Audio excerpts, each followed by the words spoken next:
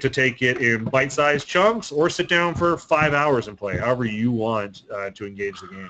Nice. All right. Pumping Lemon wants to know how many commons, uncommons, rares, and legendaries are there in set 1, and what percentage of packs have legendaries in them?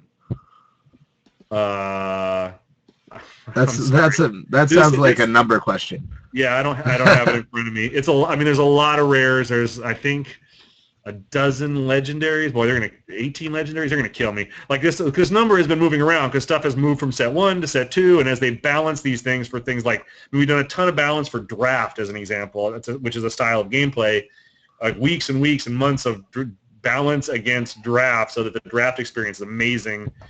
So the cards have moved in and out. So I don't have the exact numbers. I'll get them to post that though. And then the percentages, we're not going to announce any percentages in terms of its drop stuff. That's just, you don't really do that. That's a standard TCG thing.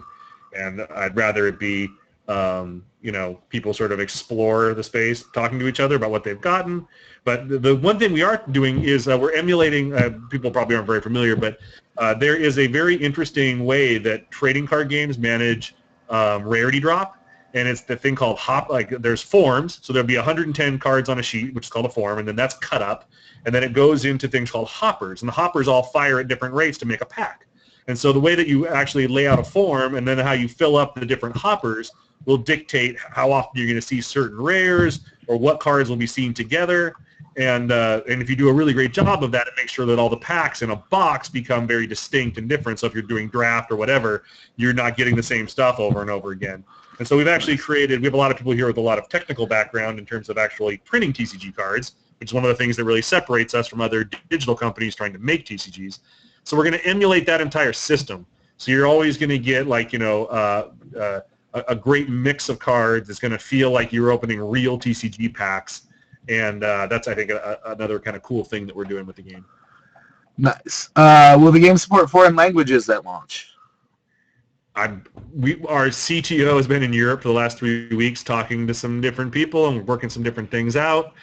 Clearly, a full global launch is not a small thing, so we're making sure we have the right allies and we have everything set up. I really don't want to make that commitment right now. Foreign language is something that we want to do. I think it's the right thing to do. When will it be done? That's the question. Nice. All right, let's see. Will Princess Cory be a raid boss? That's the big question. People. That's a funny idea, actually. I like it. Like I could have presents come throw it out, and then once they block, they actually turn into something. They get unwrapped, and they're all crazy legendary creatures. So, I've no plans right now, but that's a funny idea. That would be. The funny thing is, we read the message boards, and I can't tell you.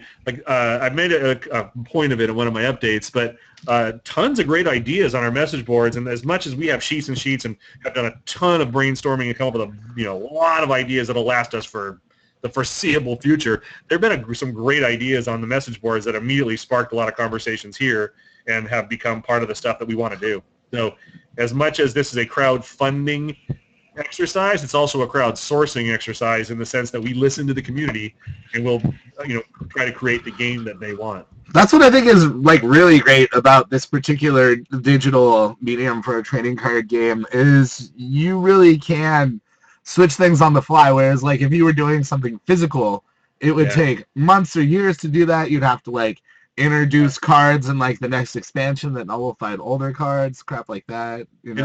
Giant financial risk. There's products we wanted to make, but we didn't know for sure if there was an audience because they're kind of nutty. Because I tend to make up kind of nutty stuff, and it's just a giant risk. To actually, print all that stuff is a huge financial commitment to see if there's maybe an audience. And with the digital TCG, it's a lot easier for us to try some kind of crazier stuff out.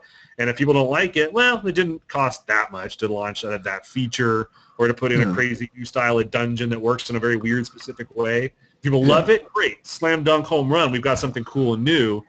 If it doesn't, then it wasn't a giant catastrophic loss for us. Luckily, most of the stuff we're launching with, Keep Defense, which has been something people really seem to dig, which are a lot of new ideas. Most of it's been met with some pretty big excitement. So that's making me happy. Nice. Random Guy 360 wants to know any thoughts of adding a phantom draft to get new players into drafting. There actually is a feature in the single-player experience that as you're going through and it's teaching you the game, and then as you're going through the single-player experience, one of the things that we have is actually 2 factions, one for limited and one for constructed PvP, and it gives you actually that whole Phantom Draft experience where you're going to actually play against the AI and see what a draft is, and it's going to kind of teach you, and then it's actually going to give you potentially, like again, I've always got to be careful when I say anything because I don't want people exploiting our systems as much as I want to help you get into the game and give you stuff. Any system I create that's exploitable probably will be. So I got to make sure that never happens. It's important. Exactly. That's a lot of checking. There's a lot of but checks there'll be the ability for once you've you've gotten to this point in your single player experience, it's going to give you the chance to jump into a free draft or a free constructed tournament, so you can kind of give it a try if you're not that person, and then maybe you'll like it, and then maybe that's something you'll want to do in the future. But we've definitely built an actual sort of experience around transitioning you from just PvE to giving PvP a try. Nice. All right. Let's see. Do we have any more questions from here? Do you have a favorite set 1 card by any chance? Do you have one that you love more than all the others? Yeah, you actually, if you look at my birthday card, you'll notice one of the pieces of equipment actually calls it out. It's a Replicator's Gambit is my favorite card. Like, that card is crazy. We don't have a picture of it, but what does it do? So basically what it does is that you target a guy that you have a troop that you have in play. It actually puts new text onto the card that says the next time it says when you cast this card, you get 6 copies of it. And so, but then it shuffles it back into your deck. And so if I have a guy with like a really neat trigger ability, or like there's a guy in the game that says like when he comes into play, he makes 3 copies of himself. And so if I put it on that guy, he goes back in the deck and I draw him again and I cast him, I just cast 6 of that guy, and he just made 3 copies of himself, each one of those. So I've just come up with like 3, 6, 18, 12, 18 copies of that dude. Damn. And play on one. Like, it's those kinds of fun. Like, for me, I'm more of the crazy, combo-y deck buildery person. You'll see it in a lot of our games, like Epic Spell War, Food Fight. Like, I love building that whole live the dream moment of some crazy combo. And so, Replicator's Gambit is just right up my alley. And so, that's your favorite. Let's see, Cory. What do you want for your birthday? And where's Mr. Fun Socks? I already got it. I already got it. The Kickstarter is the greatest birthday gift I could have ever wanted. Like, we have luckily, as the timing worked out, we have a game night every Wednesday night at Cryptozoic.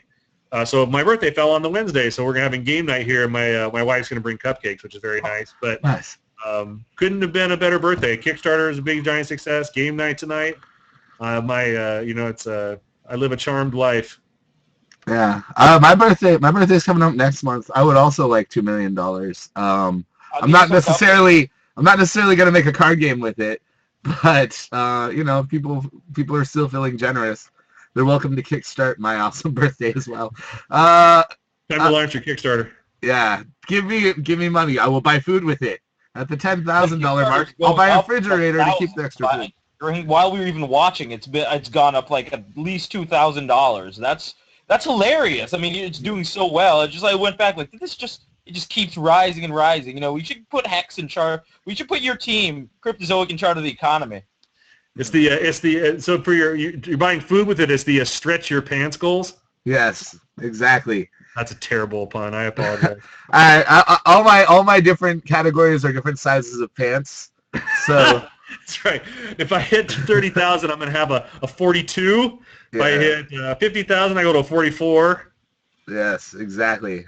All right. Man. All right. I'll talk with you after this to get my Kickstarter going. But speaking of Kickstarter, like, what gave you guys, like, why did you decide to take it to Kickstarter in the first place? Like, there have been some other games recently. I think, last year Tim Schafer, like, set the first record with, like, 2.5 million for his. You guys are actually pretty close to making the same amount of money that Tim Schafer made off of his Kickstarter. But there's a lot of risk. Like, this could have gone an entirely other way. Like, what made you make the decision? Thus, I spent, we worked on the video for a while and the whole Kickstarter campaign for quite a while, and it was very nerve-wracking. And the week coming up to launching it, I was having nightmares every night. The idea that we would get anywhere near Tim Schafer's Kickstarter is crazy to me. I mean, he's an actual genius. we're just some goofy guys. Well, you guys have probably made more games than Tim Schafer. Like if you count all the board games, like the non-digital stuff, right? A little different. He's a very, Yeah. I mean, he's a genius. He has a singular vision, and all of his stuff is amazing because of him specifically. I mean, of course, he has great teams. Video games take, a lot of people to make happen, but it's very clear that he has a very singular vision, and that he has a huge, sort of impact on all of the stuff that comes out with his name on it. So, but we couldn't be happier to have had this level of success. The reason we went to Kickstarter, I mean, the video was pretty spot on.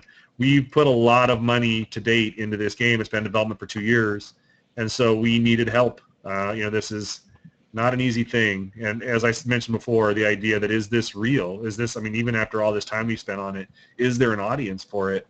And I mean, all those questions, they needed to be answered. And so, as terrifying and scary and surreal as it was to put it up on Kickstarter, the success. I mean, this could have been a disaster